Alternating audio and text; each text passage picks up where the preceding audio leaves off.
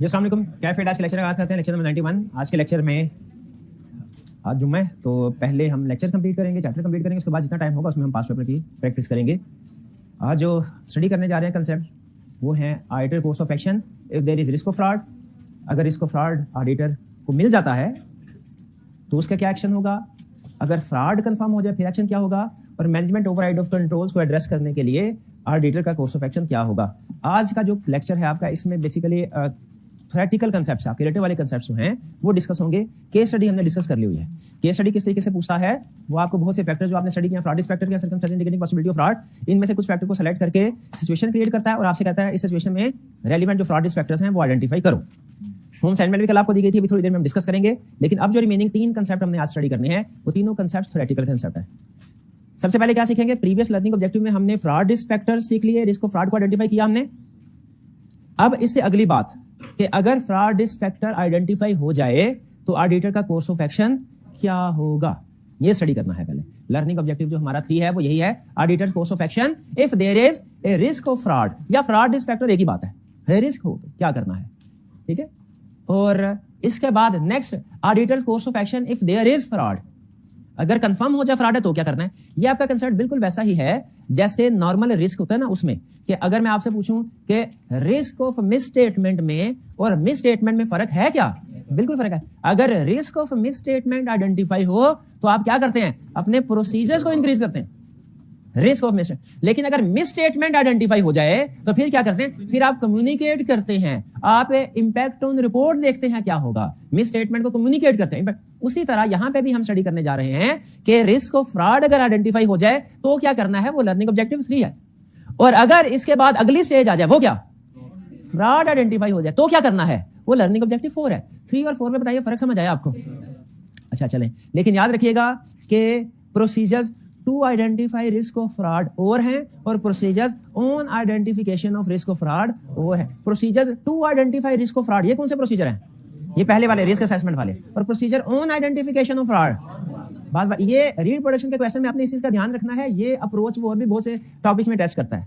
Procedures to identify going concern indications और है, और प्रोसीजर ऑन आइडेंटिफिकेशन और कंसेप्ट है। Procedure to identify related party transaction और है, on identification of related party transaction और है। सब्सिक्वेंट इवेंट हम स्टडी करेंगे उसमें भी यही कंसेप्ट है, यहां पे भी फ्रॉड में भी यही कंसेप्ट है।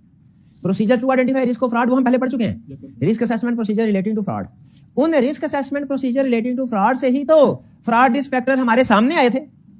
और जब किसी क्लाइंट पे कोई भी फ्रॉड रिस्क फैक्टर आपके सामने आ जाए तो फिर आपने क्या करना है, auditors course of action if there is a risk of fraud और फ्रॉड रिस्क फैक्टर, वो क्या करना है, वो प्रोसीजर परफॉर्म करना है। आपको याद होगा आपने एक दफा कंसेप्ट स्टडी किया था, रिस्क एट असर्शन लेवल और risk at financial statement level, गालबन चैप्टर 3 में था। Risk at financial statement level की एग्जांपल्स याद है आपको? उन एग्जांपल्स में एक एग्जांपल थी रिस्क ऑफ फ्रॉड भी, जाके चेक करके देखें चैप्टर 3 में, ठीक है। तो इसका मतलब यह हुआ रिस्क ऑफ फ्रॉड एग्जांपल है risk at financial statement level की। तो फिर जो risk at financial statement level के लिए प्रोसीजर परफॉर्म करने हैं वही प्रोसीजर रिस्क ऑफ फ्रॉड के लिए भी होंगे। बोले एग्री करते हैं कि नहीं? शाबाश। तो यहां पे देखिए यही वो कह रहा है कि चैप्टर 3 में learning objective 3 sub heading response to risk at financial statement level. अब रिस्क ऑफ फ्रॉड का risk at financial statement level से क्या ताल्लुक है, ये बात समझ आ गई आपको? Risk of fraud risk at financial statement level की एक एग्जांपल है। डन जी। अगर तो केस स्टडी में आपको सिंपल कह देना कि रिस्क ऑफ फ्रॉड है, बताओ क्या प्रोसीजर होंगे, risk at financial statement level बताओ क्या प्रोसीजर होंगे, तो आपने ये ओवरऑल प्रोसीजर बताने हैं। एग्रीड? और अगर कभी आपको कोई स्पेसिफिक सिचुएशन क्रिएट कर दे कि इन्वेंट्री में रिस्क ऑफ फ्रॉड है, हाँ ये चीज बतानी थी, फिर इन्वेंट्री से रिलेटेड आपने प्रोसीजर, फिर इसका मतलब है वो ये चाह रहा है कि आप इन्वेंट्री से रिलेटेड प्रोसीजर बताएं। ये बात समझ आई? जनरल कहा risk at financial statement level, overall response कहा रिस्क ऑफ फ्रॉड है, ओवरऑल रिस्पॉन्स। और अगर उसने कोई स्पेसिफिक एरिया में कहा रिस्क ऑफ फ्रॉड है, उसका स्पेसिफिक एरिया जाहिर करता है ये कि हम रिलेटेड प्रोसीजर। जैसे वो कहता है अजी रेवेन्यू में असेसमेंट है कि रेवेन्यू में रिस्क ऑफ फ्रॉड है, तो अब आपने क्या करना है, रेवेन्यू से रिलेटेड ही फोकस करना है। रेवेन्यू के ऊपर फोकस करना चाहिए कि अभी जनरल ओवरऑल बताएंगे? उसका क्वेश्चन के अंदर रेवेन्यू का जिक्र करना इस बात का सबूत है कि वो चाह रहे हम रेवेन्यू के ऊपर फोकस करें। हाँ, अगर कोई बता सकता है मैं अगली बात क्या करने जा रहा हूं, अगर मार्क्स ज्यादा हो तो स्पेसिफिक के बाद जनरल कर सके, लेकिन पहले फर्ज होता है हम पे स्पेसिफिक को डिस्कस करना है। भाई ये बात समझ, ये रूल शायद मैंने आपको किसी 1-2 जगह पे और भी बताया हुआ है। हाँ, ये इसको ध्यान में रखना है। अगर कोर्स ऑफ एक्शन या प्रोसीजर पूछ लेना रिक्वायरमेंट में, तो क्वेश्चन में जो जो बुक हुआ है ना, जो जो भी बुक हुआ है आपने सब उसके बारे में वेरिफिकेशन के प्रोसीजर बताने हैं। अगर रिक्वायरमेंट में कोर्स ऑफ एक्शन या व्हाट शैल ऑडिटर डू इस तरह के रिक्वायरमेंट है। क्लियर होती है ये बात? चलिए आगे कर, इसको ठीक कर लें। रिस्क ऑफ फ्रॉड है और फ्रॉड, इसमें फर्क है ना। अगली रिक्वायरमेंट क्या है? जैसे अगर आपसे रिक्वायरमेंट पूछे रिस्क ऑफ मिस स्टेटमेंट क्या करोगे, हम कहेंगे प्रोसीजर बढ़ाएंगे अपने, टेस्ट ऑफ कंट्रोल इंक्रीज करेंगे, सब्सटेंटिव इंक्रीज करेंगे। और कहे कि मिस स्टेटमेंट आइडेंटिफाई हो गई है तो हम कहेंगे अब प्रोसीजर से बात आगे बढ़ गई है, अब तो प्रोसीजर हो गया, अब क्या करना है, अब कम्युनिकेट करना है, अब इंपैक्ट ऑन रिपोर्ट देखना है। तो अगर fraud, auditor course of action if there is fraud. अच्छा, बाज़ औक़ात फ्रॉड की बजाय सस्पेक्टेड फ्रॉड का लफ्ज इस्तेमाल करता है। सस्पेक्टेड फ्रॉड भी फ्रॉड ही है। देखिए रिस्क ऑफ फ्रॉड हो रहा है, रिस्क ऑफ फ्रॉड का मतलब रिस्क है, मे भी हो मे भी ना हो, ये तो प्रोसीजर परफॉर्म करके पता चलेगा। और if there is fraud, confirm हो गया फ्रॉड। सस्पेक्टेड फ्रॉड भी फ्रॉड, क्योंकि एक जगह पे वो कहता है कि एक्चुअली किसी जगह पे फ्रॉड जुर्म है और एक्चुअली ये जुर्म हुआ है कि नहीं ये फैसला ऑडिटर नहीं करेगा, अदालत करेगी। इसलिए ऑडिटर को देयर इज फ्रॉड की बजाय मुख्तात अल्फाज इस्तेमाल करने चाहिए, there is suspected fraud. Misstatement decide करने में ऑडिटर अथॉरिटी है, लेकिन फ्रॉड डिसाइड करने में कि हुआ है कि नहीं, किसने किया है, ऑडिटर नहीं, कोर्ट अथॉरिटी है, क्योंकि वो जुर्म है। इसलिए बाज़ औक़ात हम फ्रॉड की बजाय देयर इज फ्रॉड की बजाय देयर इज सस्पेक्टेड फ्रॉड का वर्ड यूज करते हैं। मतलब एक ही है कि फ्रॉड है, मुबैना फ्रॉड का, मुबैना नहीं कहना चाहिए, बस कि अलैज फ्रॉड होता है, चलें वो भी कह ले, वो मिलते जुलती बात कर। हाँ जी, तो क्या करना है अब इसको, आपने इस कंसेप्ट को पढ़ते हुए यही सोचना है, देयर इज फ्रॉड या देयर इज सस्पेक्टेड फ्रॉड का मतलब फ्रॉड सामने आ गया। गेस करें, आपके ख्याल में ऑडिटर क्या करेगा? आप जज करें, जजमेंट है ना आपकी तरह, कम्युनिकेट करेगा किसको? मैनेजमेंट को। और अगर मैनेजमेंट ने फ्रॉड किया हो तो उससे ऊपर एक लेवल ऊपर दो चाबी गवर्नेंस को। और क्या रेगुलेटरी अथॉरिटीज को कम्युनिकेट करना चाहिए? खा गए मार। In case of money laundering अगर रिक्वायर्ड बाय लॉ है फिर कम्युनिकेट करना है रेगुलेटरी अथॉरिटीज को, वरना नहीं। क्यों नहीं करना? वाला कॉन्फिडेंशियलिटी प्रिंसिपल अप्लाई होता है। हर गलत काम रिपोर्ट नहीं करना, वही रिपोर्ट करना है जो रिपोर्ट करना रिक्वायर्ड है। रिक्वायर्ड चाहिए नहीं, ये चाहत पे फैसला नहीं होगा, रिक्वायरमेंट पे फैसला होगा कि जो लॉ ने रिक्वायर किया है वही इलीगल वर्क या फ्रॉड रेगुलेटरी अथॉरिटी, वरना डायरेक्टर्स को कम्युनिकेट करें। और अगर फर्स्ट कीजिए डायरेक्टर भी इन्वॉल्व है, क्या करें? शेयर होल्डर फिर विड्रॉ कर लें, फिर विड्रॉ कर लें। हाँ जी, रेगुलेटरी अथॉरिटीज को तभी कम्युनिकेट करना है अगर रिक्वायर्ड होगा, वरना नहीं करना। क्लियर? ये जरा कंसेप्ट पढ़ ले, पढ़ते जाएंगे समझ आती जाएगी इंशाल्लाह, कोई प्रॉब्लम नहीं। जरा एक दफा खुद से रीड करें, इतना ऑडिट पढ़ लिया आपने। Auditor shall communicate fraud to appropriate level of management on timely basis even if matter is insignificant को अंडरलाइन करें। क्यों? क्योंकि हमने पहले पढ़ा था फ्रॉड क्वालिटेटिवली मटेरियल होता है। एप्रोप्रिएट लेवल ऑफ मैनेजमेंट क्या होगा? ये डिपेंड करता है ऑडिटर की जजमेंट पे। अमूमी तौर पे जो लोग फ्रॉड में इन्वॉल्व हैं उनसे एक स्टेप ऊपर। ये ना सीएफओ फ्रॉड में इन्वॉल्व है, सीएफओ को ही बता दिया, उन्होंने कहा ठीक है, अच्छा किया, मुझे किसी और को तो नहीं बताया। ऑडिटर ने कहा और को नहीं बताया, आज तेरी बुरी तैयार करवाते हैं। तो जिसने फ्रॉड किया उसको थोड़ी बताना है, एक स्टेप ऊपर, एक लेवल ऊपर। ऑडिटर शैल कम्युनिकेट फ्रॉड, अच्छा तो मैनेजमेंट को बता दिया, मैनेजमेंट में एक स्टेप, जिसने फ्रॉड किया ऊपर। दो चाबी गवर्नेंस को भी कम्युनिकेट करना है, कब? जब या तो सिग्निफिकेंट हो या मैनेजमेंट इन्वॉल्व हो। मुझे से कुछ याद आ रहा है, रिप्रेजेंटेशन रिलेटेड पार्टी की डायरेक्टर से भी ऑब्टेन करते हैं ना, कौन सी? वो ट्रांजैक्शन जो सिग्निफिकेंट हो या वो ट्रांजैक्शन के बारे में जिनमें मैनेजमेंट, याद है? इसी तरह का कंसेप्ट नहीं था रिलेटेड पार्टी में? याद कर रहे हैं कि कोई नहीं? कंफर्म है ये भाई को नहीं याद कर रहे? रिलेटेड पार्टी का टॉपिक भाई को तैयार है। एक भाई ने एक जितना परेशान हो रहा है भाई ने, मुझे लग रहा है एक लेक्चर भी नहीं लिया, ऐसा क्या? नहीं मैं ऐसा खुदा का होकर भाई हमारा ऐसा ना करे, इतने दिनों बाद आया है, फिर महीना छुट्टियों में चला जाएगा हमारा भाई। Auditor shall communicate fraud to regulatory authority only if such communication is, वही बार-बार आपको बोल रहा हूं, if due to involvement in fraud there are doubts on integrity. अगर मैनेजमेंट भी इन्वॉल्व है, दो चाबी गवर्नेंस में करेक्टिव एक्शन नहीं लेते, ऑडिटर को क्या करना चाहिए? विड्रॉ करना चाहिए if possible and practicable. If fraud results in miss statement in financial statement, तो ऑडिटर इंपैक्ट ऑन रिपोर्ट भी देखेगा। अगर मिस स्टेटमेंट फाइनेंशियल स्टेटमेंट, एक स्टडी में उसने कहा कि क्लाइंट ने क्या किया, उसने इन्वेंटरी क्लोजिंग स्टॉक पड़ा था 100 यूनिट्स, उसने 1000 यूनिट रिकॉर्ड कर दिया। ऑडिटर ने कहा ठीक कर, उसने कहा नहीं ठीक करूंगा, जो करना कर। एक स्टडी में उसने कहा कि कॉस्ट की बजाय उसने सेल प्राइस पे इन्वेंटरी को रिकॉर्ड कर दिया और कहा इसी प्राइस पे हमने बेचना है, ये फेयर अमाउंट है, इसी अमाउंट पे रिकॉर्ड होना चाहिए। क्या सेल प्राइस पे स्टॉक रिकॉर्ड होना चाहिए? अगर हमारे बताने के बावजूद भी उन्होंने ठीक नहीं किया तो ये फ्रॉड। अब ये चूंकि मिस स्टेटमेंट को भी इफेक्ट कर रहा है तो ओपिनियन भी हमारा क्वालिफाइड या एडवर्स आएगा। एग्रीड जी? ये था हमारा कंसेप्ट लर्निंग ऑब्जेक्टिव 4। कोई प्रॉब्लम? 3 भी क्लियर, 4 भी क्लियर? अब मुझे बताइए फ्रॉड का एक है रिस्क ऑफ फ्रॉड, उसमें क्या करना है वो आपने सीख लिया। क्या करना है रिस्क ऑफ फ्रॉड सामने आए? ओवरऑल अप्रोच, स्पेसिफिक लेकिन जरा मुझे ये बताइए, फ्रॉड की दो टाइप्स हैं, दोनों में से ज्यादा अहम कौन सी है? Fraudulent financial reporting. शाबाश। क्यों? क्योंकि वो ज्यादातर मैनेजमेंट करती है, मैनेजमेंट ही करती है ना फ्रॉड। और जो मिस एप्रोप्रिएशन ऑफ एसेट्स वाला फ्रॉड है उसको इंटरनल कंट्रोल इंप्रूव करके रोका जा सकता है।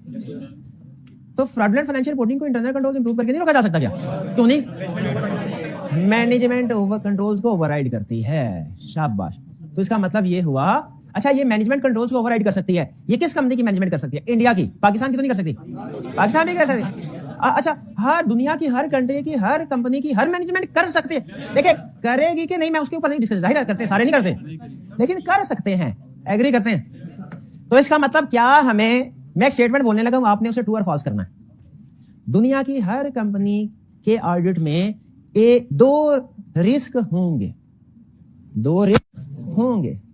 एक रिस्क प्रिज्यूम किया जाएगा हमेशा है, वो क्या है? सेल्स में। शाबाश, सेल्स में रिस्क होगा, ठीक है। इससे भी अहम बात, वो तो फिर भी हो सकता है, रिबट किया जा सकता है ना, उसको चैलेंज किया जा सकता है, गलत साबित किया जा सकता है।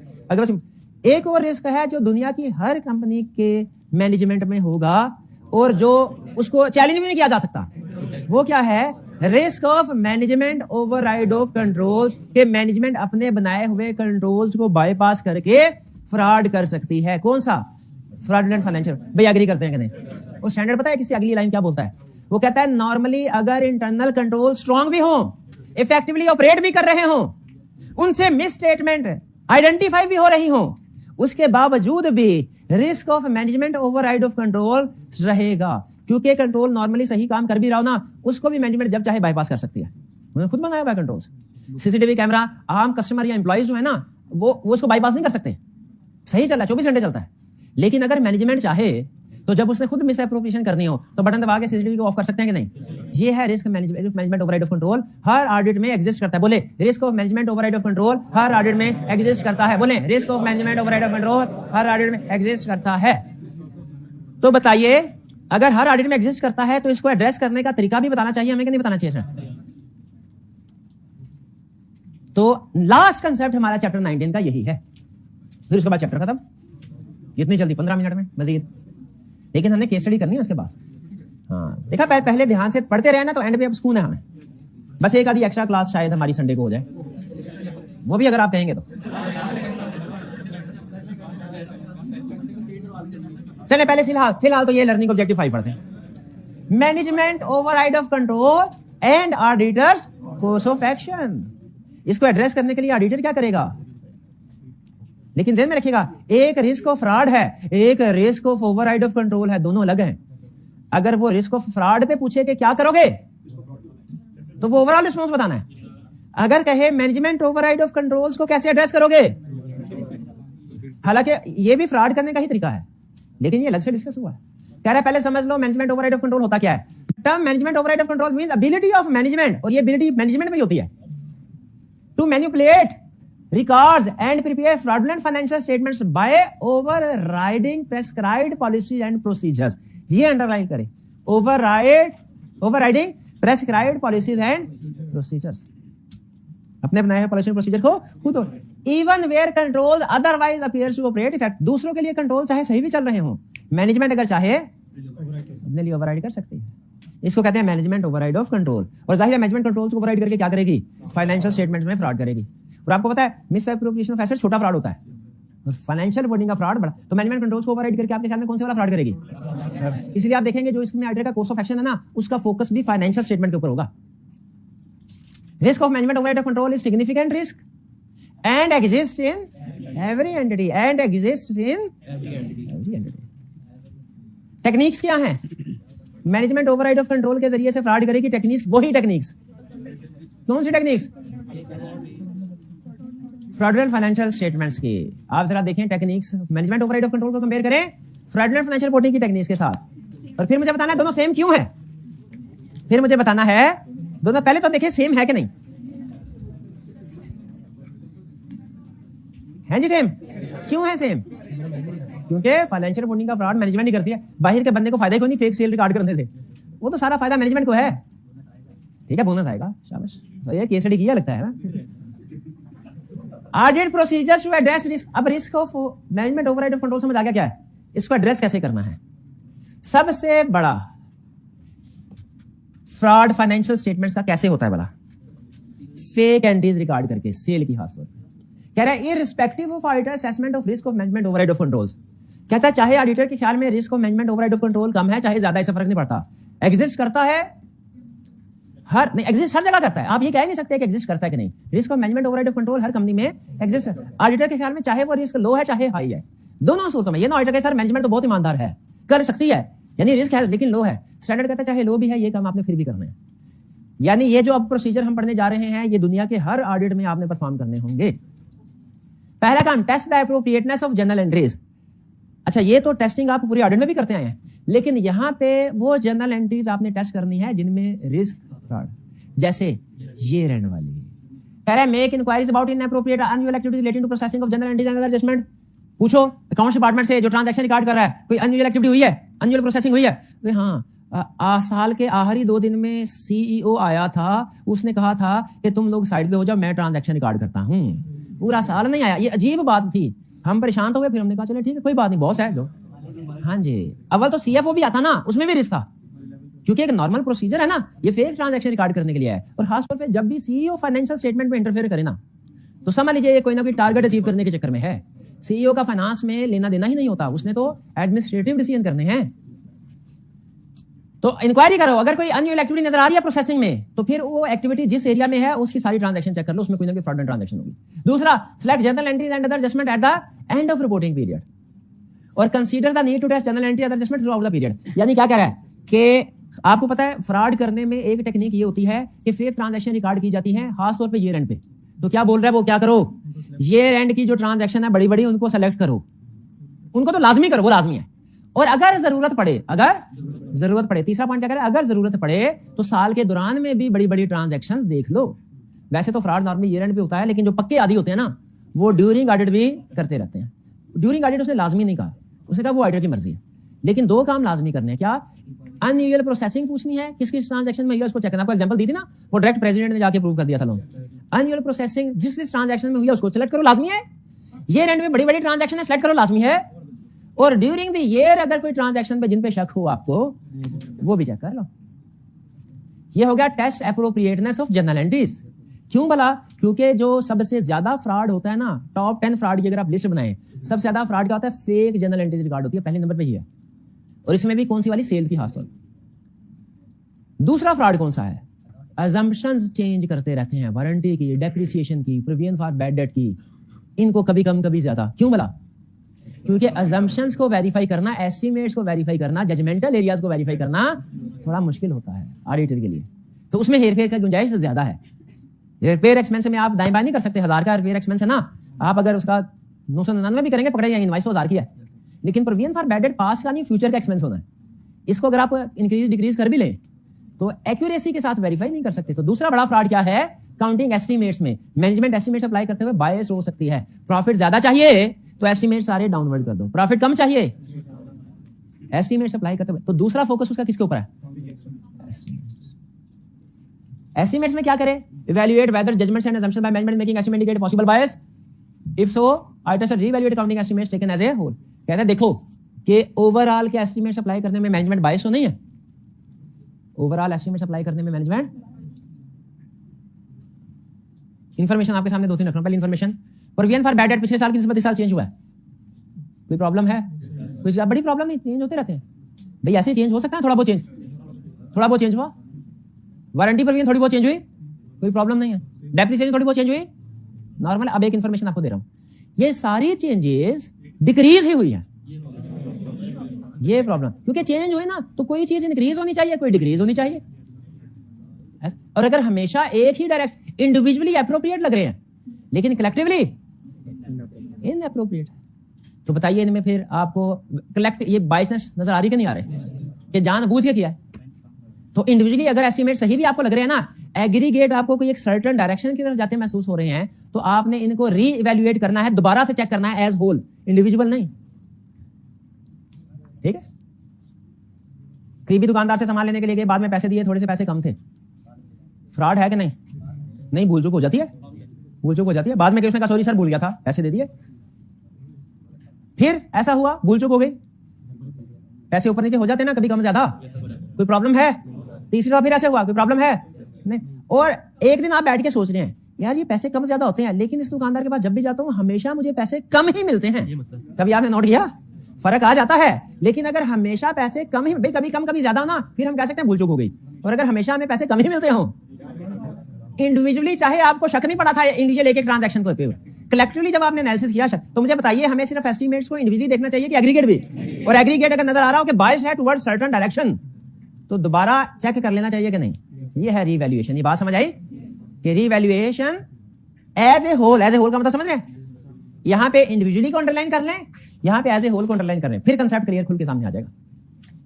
डन। और फिर आखिरी काम करना है आपने एस्टीमेट्स में। अब ये काम सुन के आप हैरान रह जाएंगे। यहां तक क्या करना था, अभी तक क्या किया हमने? ट्रांजैक्शंस को देखा पहले नंबर पे, मैनेजमेंट ओवरराइड ऑफ कंट्रोल दूसरे नंबर पे, एस्टीमेट्स को देख रहे हैं। एस्टीमेट्स में आपने एक तो कहा इंडिविजुअली एग्रीगेट रीअसेसमेंट करनी है, जो इंडिविजुअल एस्टीमेट्स हैं उनकी एज होल रिवैल्यूएशन करनी है कि वो बायस तो नहीं है। नेक्स्ट है perform retrospective review of management judgment and assumptions. हैं एस्टीमेट्स। रेट्रोस्पेक्टिव रिव्यू का मतलब क्या है? स्टूडेंट कहेगा सर ये है तो एस्टीमेट, हमने काउंटिंग में पढ़ा है एस्टीमेट्स तो प्रोस्पेक्टिव रिव्यू होता है, ये रेट्रोस्पेक्टिव लिखा हुआ है। अकाउंटिंग में होता है रेट्रोस्पेक्ट एप्लीकेशन, ये एप्लीकेशन नहीं है, रिव्यू है। रिव्यू का मतलब क्या है? पिछले सालों में देखो, अगर पिछले सालों में मैनेजमेंट का एस्टीमेट और एक्चुअल एक्सपेंडिचर क्लोज है ना, तकरीबन क्लोज, ठीक है या नहीं? इस साल भी ठीक है, चांसेस हैं इस साल भी ठीक होंगे। और अगर पिछले सालों में एस्टीमेट्स ठीक नहीं है मैनेजमेंट के, इस साल रेट्रोस्पेक्टिव रिव्यू ये है। ठीक है भाई, इस चैनल की पिछली खबरें गलत साबित होती रही हैं, तो ये वाली खबर भी चांसेस क्या है? गलत। ये है रेट्रोस्पेक्टिव रिव्यू। और अगर पिछली खबरें ठीक साबित होती रही है तो चांस है ये भी, ये रेट्रोस्पेक्टिव रिव्यू। समझ आया? एस्टीमेट्स में रेट्रोस्पेक्टिव रिव्यू देख करना चाहिए कि नहीं? करना चाहिए। और फिर ये है लास्ट, रिलेटेड पार्टी ट्रांसैक्शन। कोई बताइए रिलेटेड पार्टी ट्रांजैक्शन के जरिए से फ्रॉड किया जा सकता है कि नहीं? तो अगर कोई सिग्निफिकेंट ट्रांजैक्शन है, outside normal course of business है, उसमें रिस्क ऑफ फ्रॉड है कि नहीं अगर रिलेटेड पार्टी इन्वॉल्व हो? ये तो रिलेटेड पार्टी में पड़ा था, रिलेटेड पार्टी। तो अगर 3-4 नंबर का क्वेश्चन आ जाए ना, 3-4 नंबर का, तो इतना ही काफी है। अगर 7-8 नंबर का पूछे ना, audit procedure to address risk of management override of control, तो इसको मजीद एक्सपेंड कर देना। वो कैसे करेंगे? प्रोसीजर याद है रिलेटेड पार्टी वाले? हाँ, मैनेजमेंट एक्सप्लेनेशन के साथ कंसिस्टेंसी, एग्रीमेंट्स को इंस्पेक्ट करना। वही फिर से मैनेजमेंट ओवरराइड ऑफ कंट्रोल की definition clear, techniques clear, procedures क्या है? प्रोसीजर 3 है।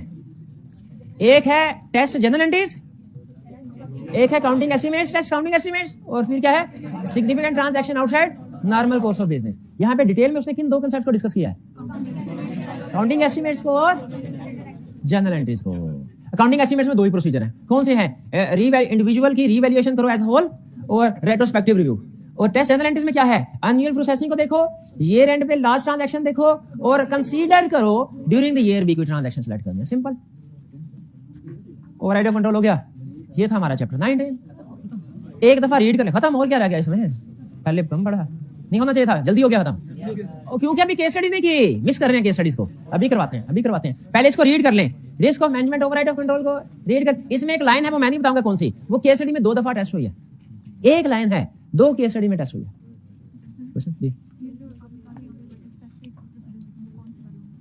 अगर वो कोई केस स्टडी में स्पेसिफिक एरिया का जिक्र कर दे कि इसमें रिस्क ऑफ फ्रॉड है, तो फिर उस एरिया से रिलेटेड स्पेसिफिक प्रोसीजर, जैसे कहते हैं इन्वेंटरी चोरी होने का खतरा है, जैसे कहते हैं सेल्स के ओवरस्टेट होने का खतरा है, तो फिर आपने रिस्क ऑफ फ्रॉड में उस स्पेसिफिक एरिया को फोकस करने के उसके प्रोसीजर भी बताने हैं, बल्कि स्टार्ट उसी से करना है।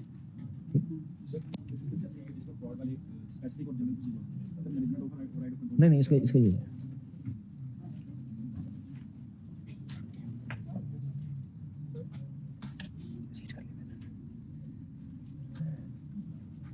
कोई क्वेश्चन हो तो पूछ लीजिए। फ्रॉड की वजह से क्या हमेशा ही मिसस्टेटमेंट नहीं होगी? लाजमी नहीं है।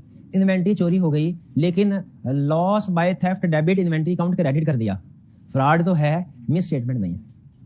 ठीक है, तो हमारा रिस्क फिर भी बढ़ जाएगा। अच्छा, इधर फ्रॉड हो सकता है, उधर भी हो सकता है।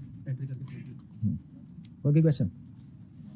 चलिए अब स्टडी करते हैं हम केस स्टडीज। चल करते हैं, किताबें बंद कर दें। अब आपने डिसीजन करने हैं सीधा।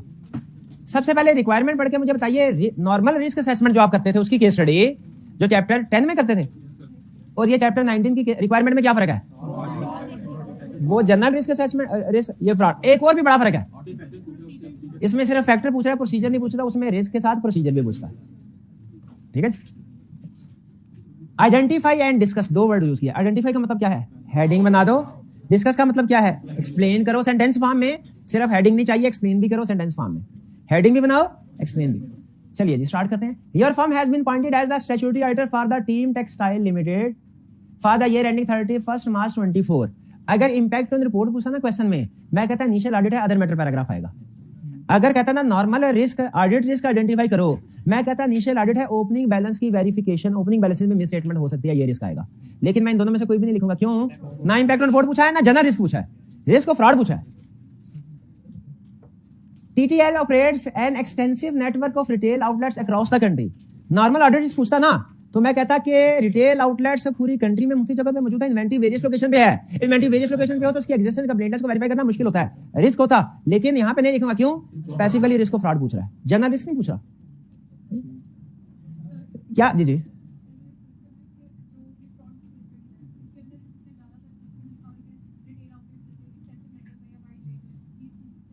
देखिए, वो नेचर ऑफ बिजनेस है। मैंने नहीं अंदाजा लगाया, मैंने कहा सर ज्यादातर फ्रॉड की जो केस स्टडीज है उसमें वो कहता है कि retail network of retail outlets है। ठीक है, वो कुछ बिजनेस में नेचर ऑफ बिजनेस पे डिपेंड करता है। वो शायद इस वजह से फ्रॉड की केस स्टडी में ज्यादातर वो जो हमारा बिजनेस होता है रिटेल बिजनेस, उसके ऊपर कर रहा होगा बेस। इसमें सर इन्वेंट्री की चोरी होने का रिस्क ज्यादा होता है, इस फैक्टर को उसने शायद टेस्ट करना होगा। Recently, TTL has encountered challenges such as market saturation and declining profit margin within its sector।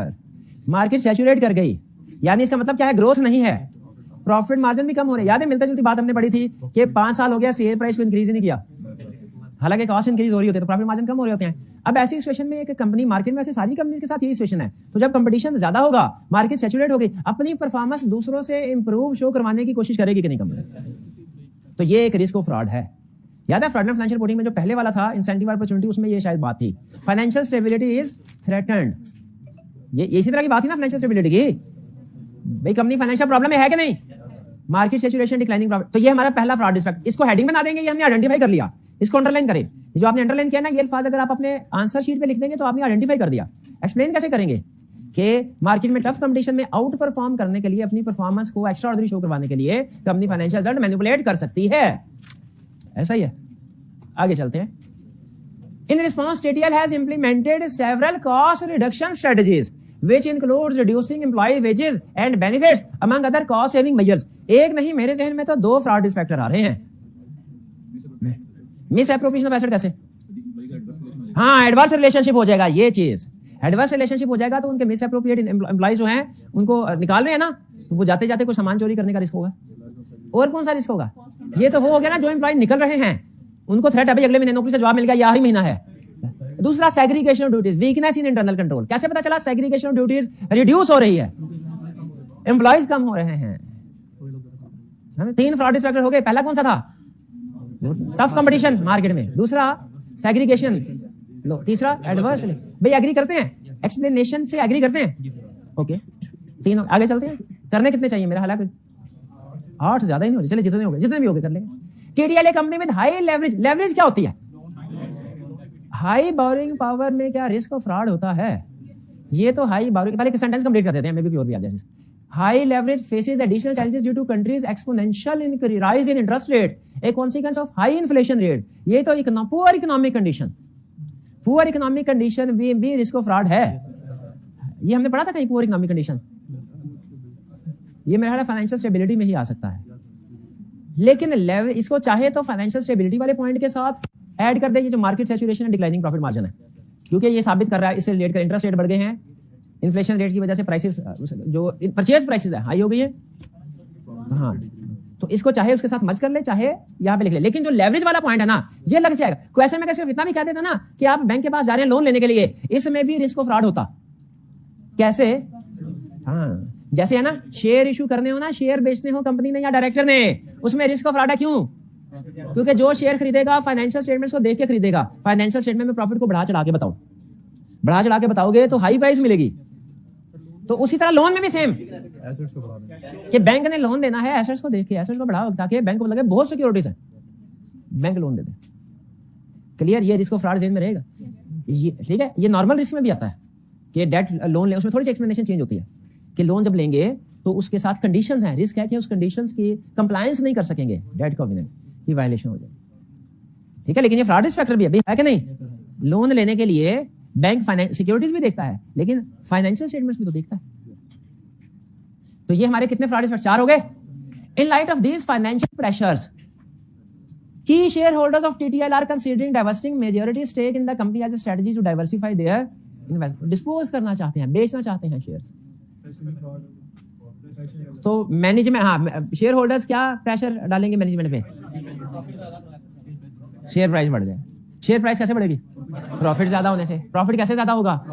Fraud से। एक्सप्लेनेशन समझ आ रही है? तो इसका मतलब है इसमें उसने इस पैराग्राफ के अंदर इसने दोनों फ्रॉड रिस्क फैक्टर टेस्ट कर लिए, बैंक लोन वाला भी, शेयर बेचने वाला भी।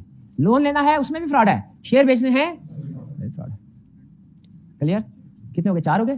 5 हो गए। आगे sir, following CEO's recommendation, TTL has shifted from the cost model to fair valuation model for all its properties including retail outlets. CEO counting estimates में कोई इन्वॉल्व है?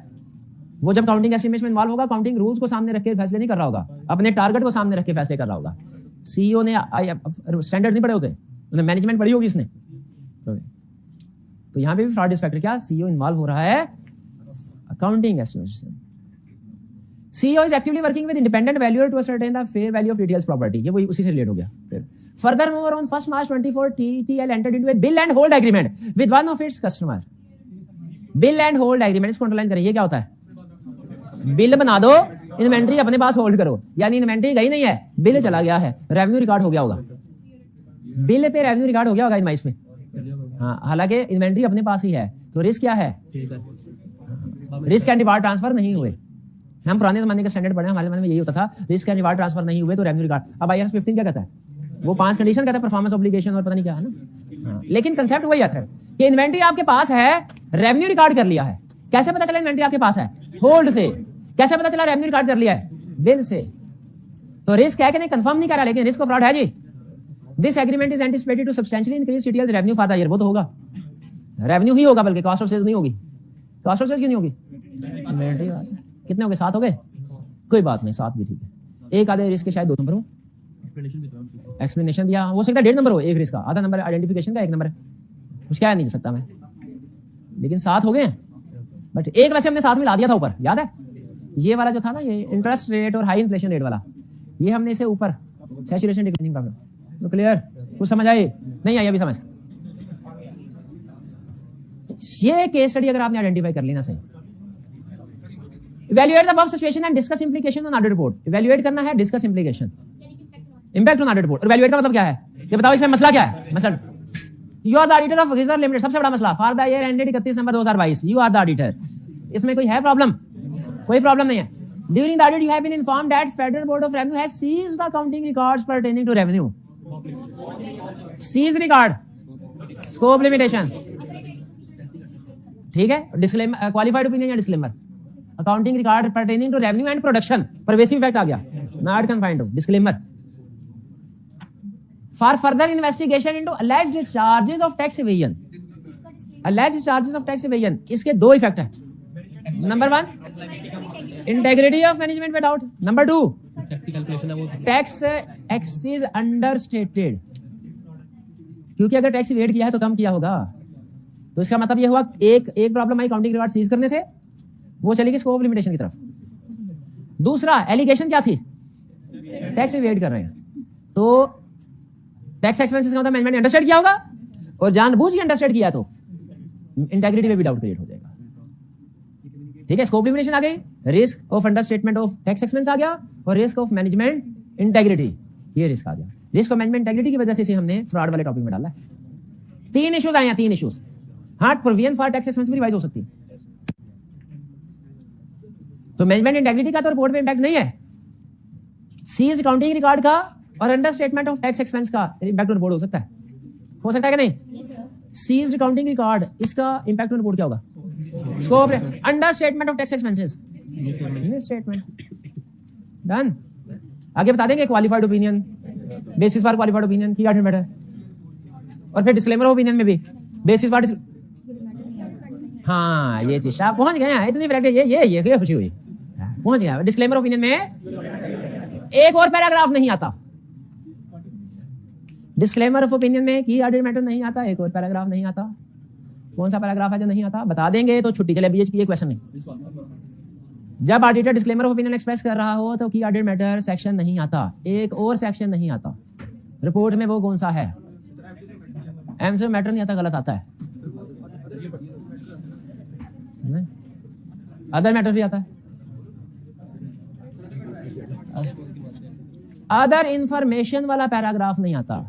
ये एक केस स्टडी का क्वेश्चन था, एक क्वेश्चन में उसने पूछा था, नहीं पढ़ा था, ये पढ़ा हुआ है। ये क्वेश्चन में बताया हुआ उसने, जिसमें उसने कहा था disclaimer of opinion impact report बताओ, तो हमने कहा था वो जो लिखते हैं वी हैव ऑडिटेड, वो नहीं लिखेंगे, उसके बजाय लिखेंगे we were engaged to audit. वो जो कहते हैं कम्युनिकेशन करनी है डायरेक्टर के साथ, वो एथिकल रिक्वायरमेंट्स, वो कम्युनिकेशन भी नहीं करने।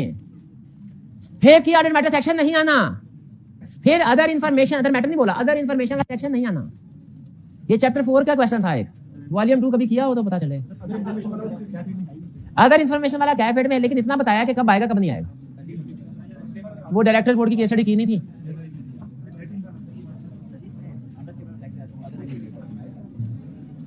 चलिए, ये बाकी के भी क्वेश्चन कंपैरेटिवली इजी हैं। इजी, हाँ जी, वो एक ही तरह के फैक्टर्स को एक दफा रीड कर लीजिएगा, ठीक है। बाकी की केस स्टडी रिटन फॉर्म में ना भी करें ना, अगर आप अंडरलाइन करके कंपेयर कर लें तो ठीक है। 2-3 केस स्टडी आप फ्रॉड की कर लेना, इनफ प्रैक्टिस हो जाती है। बाकी लेकिन रीड जरूर करनी है, रीड। वो मैं इसलिए ज्यादा प्रैक्टिस के ऊपर जोर नहीं दे रहा क्योंकि इसमें प्रोसीजर नहीं पूछता। चैप्टर 10 में आपने दबा के प्रैक्टिस कर ली होगी। चलिए, आज का लेक्चर खत्म करते हैं। अल्लाह हाफिज।